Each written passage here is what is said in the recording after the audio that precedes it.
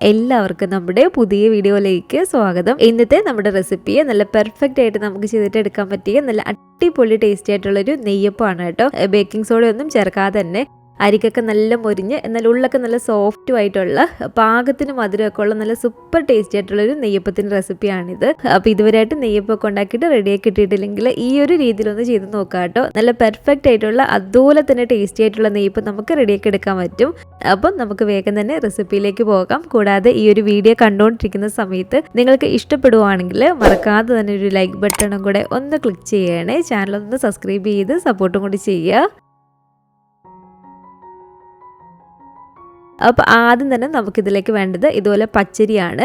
ഞാനിപ്പോൾ ഇവിടെ 250 ml ഈ ഒരു കപ്പിൽ 2.5 കപ്പ് അളവിൽ പച്ചരിയാണ് കേട്ടോ എടുക്കുന്നത്. അപ്പോൾ 250 ml ഈ ഒരു കപ്പിൽ കറക്റ്റ് 2.5 കപ്പ് അളവിൽ പച്ചരിയാണ് കേട്ടോ ഇട്ട് കൊടുത്തിരിക്കുന്നത്. ഈ ഒരു പച്ചരിന് നമുക്ക് ഒരു 4-5 തവണ നന്നായി കഴുകിയെടുത്തതിന് ശേഷം കുറച്ച് ഏറെ തന്നെ വെള്ളം ഒഴിച്ചു കൊടുത്തിട്ട് ഒരു 4-5 മണിക്കൂറോളം ഒന്ന് കുതിരാൻ വേണ്ടിയിട്ട് ഇടാം. കുറഞ്ഞത് നമ്മളൊരു 4-5 മണിക്കൂറോളം കുതിരാൻ വേണ്ടിയിട്ട് ഇടുക. ഞാനിപ്പോൾ ഇത് ഓവർനൈറ്റ് കുതിരാൻ ഇട്ടിരുന്ന പച്ചരിയാണ് കേട്ടോ. അപ്പോൾ പച്ചരി നമുക്ക് നന്നായിട്ട് ഇവിടെ നിന്ന് കുതിർന്ന് കിട്ടിയിട്ടുണ്ട്.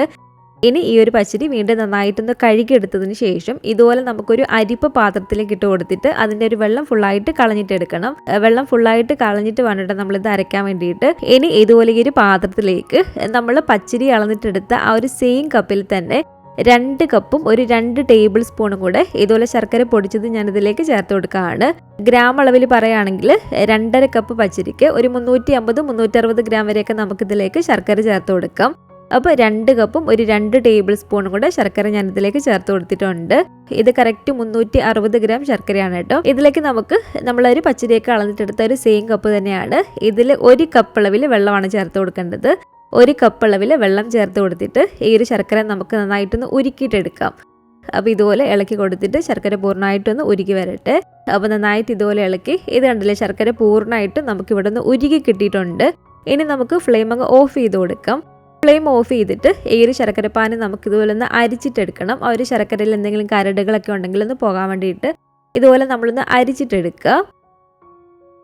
അപ്പോൾ ഒരു ശർക്കര പാനിയുടെ ചൂട് അത്യാവശ്യം ഒന്ന് കുറഞ്ഞു വന്നതിന് ശേഷം, ഒരുപാടങ്ങ് തണുത്തങ്ങ് പോകണ്ട, അത്യാവശ്യം ഒന്ന് കുറഞ്ഞു വന്നതിന് ശേഷം ഇനി നമുക്ക് ഈ ഒരു പച്ചരി ഒന്ന് അരച്ചിട്ടെടുക്കണം. ഇത്രയും പച്ചരി ഉള്ളതുകൊണ്ട് തന്നെ 2 തവണയായിട്ടാണ് കേട്ടോ ഞാൻ ഈ ഒരു പച്ചരി ഒന്ന് അരച്ചിട്ടെടുക്കുന്നത്.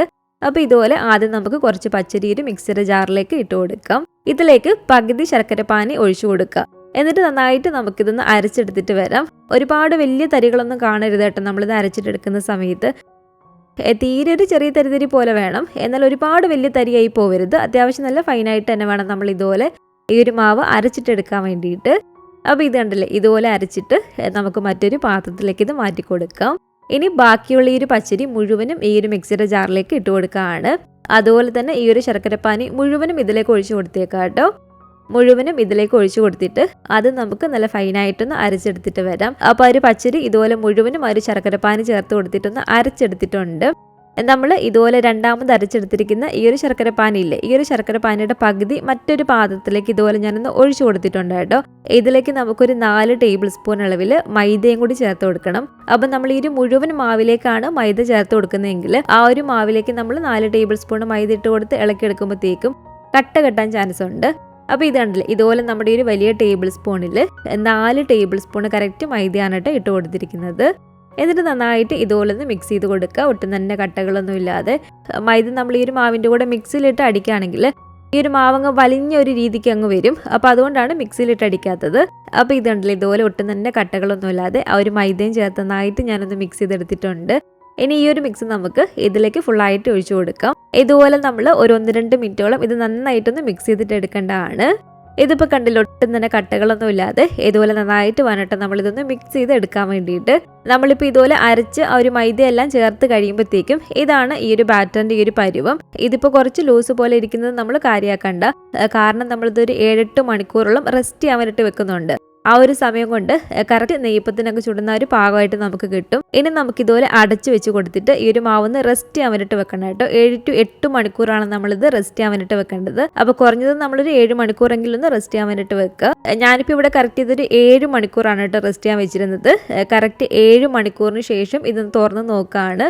ഇതിപ്പോൾ കണ്ടില്ല, നമ്മളൊരു നേരത്തെ വെച്ചിരുന്ന മാവിനെക്കാട്ടിലും ഇത് കുറച്ചും കൂടി ഒന്ന് തിക്കായിട്ടുണ്ട്. ഇതിപ്പോൾ കറക്റ്റ് പാകമാണ് കേട്ടോ. ഇതിലേക്ക് നമ്മൾ ഇനി എക്സ്ട്രാ വെള്ളമൊന്നും ചേർത്ത് കൊടുക്കേണ്ട ആവശ്യമില്ല. ഇതിലും കുറച്ച് മാവൊന്ന് കട്ടിയായി പോയി തോന്നുന്നുണ്ടെങ്കിൽ മാത്രം വളരെ കുറച്ചൊരു 1/2 ടേബിൾ സ്പൂൺ 1 ടേബിൾ സ്പൂണൊക്കെ മാത്രം വെള്ളം ചേർത്ത് കൊടുത്താൽ മതി. ഇതിലിപ്പോൾ ഞാൻ വെള്ളമൊന്നും ചേർത്ത് കൊടുക്കുന്നില്ല. ഇതിപ്പോൾ കറക്റ്റ് ഒരു പാകമാണ്. ഇനി നമുക്കിതിലേക്ക് ചേർത്ത് കൊടുക്കേണ്ട ചേരുവകൾ 1 ടീസ്പൂൺ അളവിൽ ഇതുപോലെ ഏലക്ക പൊടിയാണ്. അതേ അളവിൽ തന്നെ 1 ടീസ്പൂൺ അളവിൽ ചെറിയ ജീരകത്തിൻ്റെ പൊടിയാണ് കേട്ടോ ഇത്. പിന്നെ വേണ്ടത് ഒരു 2 ടീസ്പൂൺ അളവിൽ ഇതുപോലെ കറുത്ത എള്ളാണ്. അതൊരു 2 ടീസ്പൂൺ ഇട്ട് കൊടുത്തിട്ടുണ്ട്. 2 നുള്ളു ഉപ്പും കൂടെ നമുക്കിതിലേക്ക് ചേർത്ത് കൊടുക്കാം. ഇനി നമുക്ക് ഈ ഒരു നെയ്യപ്പത്തിന് നല്ല ടേസ്റ്റ് കിട്ടാൻ വേണ്ടിയിട്ട്, നല്ലൊരു ഫ്ലേവർ കിട്ടാൻ വേണ്ടിയിട്ട് നമ്മൾ ചേർത്ത് കൊടുക്കുന്നത് ഇതുപോലെ ഒരു 1-2 ടീസ്പൂൺ അളവിൽ പെരിഞ്ജീരകമാണ് കേട്ടോ. ചെറിയ ജീരകമല്ല മുഴുവനായിട്ട് നമ്മൾ ചേർത്ത് കൊടുക്കേണ്ടത്. ഇതുപോലെ നമ്മൾ കുറച്ച് പെരിഞ്ജീരകവും അതുപോലെ തന്നെ കറിവേപ്പില ഒരു 1-2 തണ്ട് ചെറിയതാക്കി കട്ട് ചെയ്തിട്ട് ഇതിലേക്ക് ഇട്ട് കൊടുക്കുക. ഈ ഒരു 2 ചേരുവകളും നെയ്യപ്പത്തിന് ഇരട്ടി ടേസ്റ്റ് നൽകുന്നതാണ്. എന്നിട്ട് നന്നായിട്ട് ഇതുപോലെ നമുക്കൊന്ന് ഇളക്കിയിട്ടെടുക്കാം. ഇനി ഇതുപോലൊരു പാനിലേക്ക് ഒരു 2 ടേബിൾ സ്പൂൺ അളവിൽ നെയ്യ് ചേർത്ത് കൊടുക്കുകയാണ്. നെയ്യൊന്ന് ചൂടായിട്ട് വരുമ്പോഴത്തേക്കും ഒരു 2 ടേബിൾ സ്പൂൺ അളവിൽ തേങ്ങാക്കൊത്ത് ഇതിലേക്ക് ഇട്ട് കൊടുത്തിട്ട് നമുക്ക് നന്നായിട്ടൊന്ന് ഇളക്കിയിട്ടെടുക്കാം. തേങ്ങാക്കൊത്ത് ഒരുപാട് അതിൻ്റെ കളറങ്ങ് മാറിപ്പോവണ്ട. ഇത് കണ്ടില്ല, ഈ ഒരു കളറായിട്ട് വരുമ്പോഴത്തേക്ക് നമുക്ക് ഫ്ലെയിം അങ്ങ് ഓഫ് ചെയ്ത് കൊടുക്കാം. എന്നിട്ട് ഇതിൻ്റെ ചൂട് പൂർണ്ണമായും പോയതിനു ശേഷം മാത്രം നമ്മൾ ഈ ഒരു ബാറ്ററിലേക്ക് ഒഴിച്ചു കൊടുക്കുക കേട്ടോ. ആ ഒരു നെയ്യോട് കൂടിയിട്ട് തന്നെ വേണം നമ്മൾ ഇതിലേക്ക് ഒഴിച്ചു കൊടുക്കാൻ വേണ്ടിയിട്ട്. ചൂട് പൂർണ്ണമായിട്ടും പോയതിനു ശേഷം വേണം ഈ ഒരു തേങ്ങാക്കൊത്തും ആ ഒരു നെയ്യും ഈ ഒരു ബാറ്ററിലേക്ക് ഒഴിച്ചു കൊടുക്കാൻ വേണ്ടിയിട്ട്. അത് പ്രത്യേകം ശ്രദ്ധിക്കണം കേട്ടോ. എന്നിട്ട് വീണ്ടും നന്നായിട്ട് ഇതുപോലെ മിക്സ് ചെയ്തിട്ട് എടുക്കുക. അപ്പോൾ ഇത് കണ്ടില്ലേ, നമ്മുടെ ഒരു നെയ്യപ്പത്തിനുള്ള ഒരു ബാറ്റർ ഇവിടെ റെഡി ആയിട്ടുണ്ട്. ഇതാണ് നമ്മുടെ ഒരു നെയ്യപ്പത്തിനുള്ള കറക്റ്റ് ഒരു ബാറ്ററിൻ്റെ ഒരു പരുവം. ഇനി ഇതുപോലൊരു പാൻ അടുപ്പത്ത് വെച്ച് അതിലേക്ക് ഞാൻ കുറച്ച് വെളിച്ചെണ്ണ ഒഴിച്ച് കൊടുത്തിട്ടുണ്ട്. വെളിച്ചെണ്ണയിൽ ചുട്ടിട്ട് എടുക്കുകയാണെങ്കിൽ കുറച്ചും കൂടി ടേസ്റ്റ് ഉണ്ടായിരിക്കും. ഇതുപോലെ നമ്മൾ എണ്ണ ഒഴിച്ച് കൊടുത്തതിന് ശേഷം എണ്ണ അത്യാവശ്യം നല്ല പോലെ തന്നെ ചൂടാകണം കേട്ടോ. ഇതുപോലെ നല്ല ചൂടായിട്ട് കിടക്കുന്ന എണ്ണയിലേക്ക് വേണം ആദ്യത്തെ തവി മാവ് നമ്മൾ ഇതുപോലെ ഒഴിച്ചു കൊടുക്കാൻ വേണ്ടിയിട്ട്. ഇതുപോലെ 1 തവി മാവാണ് ഞാൻ കറക്റ്റ് ഒഴിച്ചു കൊടുത്തിരിക്കുന്നത്. ഇതുപോലെ നമ്മൾ 1 തവി മാവ് ഒഴിച്ചു കൊടുത്ത് ആ ഒരു എണ്ണയുടെ ചൂടൊക്കെ കറക്റ്റ് ഒരു പാകത്തിനാണെങ്കിൽ ഇതുപോലെ കുറച്ച് സെക്കൻഡുകൾക്കുള്ളിൽ തന്നെ ഈ ഒരു മാവ് നമുക്ക് ഇതുപോലെ പൊങ്ങി വരുന്നതായിരിക്കും. ഇതുപോലെ പൊങ്ങി വന്നതിന് ശേഷം ഒരു മീഡിയം ടു ലോ ഫ്ലെയിമിൽ വെച്ചിട്ട് വേണം നമ്മളിത് ഫ്രൈ ചെയ്തിട്ട് എടുക്കാൻ വേണ്ടിയിട്ട്. കാരണം ഉള്ളൊക്കെ നമുക്ക് നന്നായിട്ട് വെന്ത് കിട്ടേണ്ടതാണ്. തീ ഒരുപാടങ്ങ് കൂട്ടിയിട്ട് കൊടുത്താൽ പെട്ടെന്ന് ഇതിൻ്റെ കളറങ്ങ് മാറിപ്പോവും, ഉള്ളു വെന്ത് കിട്ടത്തില്ല. ഒരു സൈഡിൽ നിന്ന് കളറായി വരുമ്പോഴത്തേക്കും ഇതുപോലെ നമുക്കൊന്ന് മറിച്ചിട്ട് കൊടുക്കാം. ഒരുപാട് സമയം നമ്മൾ ഇത് എണ്ണയിലിട്ട് കൊടുക്കുമ്പോഴത്തേക്കും അതിൻ്റെ ഒരു ഉള്ളിലെ ഒരു സോഫ്റ്റ്നെസ് അങ്ങ് പോവും. പുറമേ അത്യാവശ്യം നല്ലൊരു മൊരിഞ്ഞ് നല്ലൊരു ക്രിസ്പി ആയിരിക്കണം, എന്നാൽ ഉള്ളിൽ അത്യാവശ്യം നല്ലൊരു സോഫ്റ്റും ഉണ്ടായിരിക്കണം. അപ്പോൾ ഇതുപോലെ തിരിച്ച് മറിച്ചിട്ട് കൊടുത്ത് ഇത് കണ്ടില്ലേ, ഈ ഒരു കളറൊക്കെ ആയിട്ട് വരുമ്പോഴത്തേക്കും നമുക്ക് എണ്ണയ്ക്കകത്ത് നിന്ന് കോരി മാറ്റാവുന്നതാണ്.